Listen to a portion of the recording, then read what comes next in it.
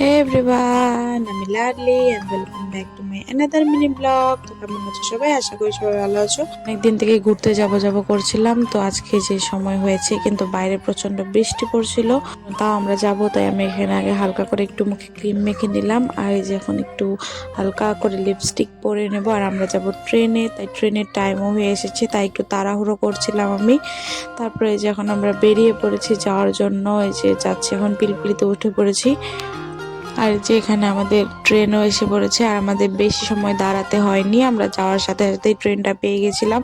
আর এই যে ট্রেনও এসে পড়েছে, আর এখন আমরা যাব। এই যে আমি আর মনা যাচ্ছিলাম, আর বৌদিও ছিল, বৌদিও ওই পাশে বসেছিল, যেহেতু তার সাথে ভিডিও করা হয়নি ট্রেনে। তো এই যে এখন আমরা ট্রেন থেকে নেমে পড়েছি, আর এখন আমরা যাচ্ছি হেঁটে হেঁটে। আর এই যে দেখো বৌদিকে তো কেমন লাগছে সবাই কমেন্টে জানিও। আর এই যে এখন আমরা যাচ্ছি 4-3 জন মিলে, আর বৃষ্টিটা কম ছিল তাই বললাম হেঁটেই যাই। আর আমরা আজকে কোথায় এসেছি তোমরা যদি বুঝতে পারো তো কমেন্ট করে জানিও। আর আমি এখানে ভাবছিলাম যে একটু ভিডিও বানাবো, আর বৌদি এসে এখানে ভিডিওটা সম্পূর্ণ নষ্ট করে দিয়েছে। তো যাই হোক, তারপরে যে পাহাড়ে উঠতে উঠতে এখানে বৃষ্টি নেমে পড়েছে, তাই আমরা উপরে যেতে পারিনি। এখানে একটা ঘর ছিল, সেখানে আমরা বসেছিলাম বৃষ্টিটা কমার আশায়।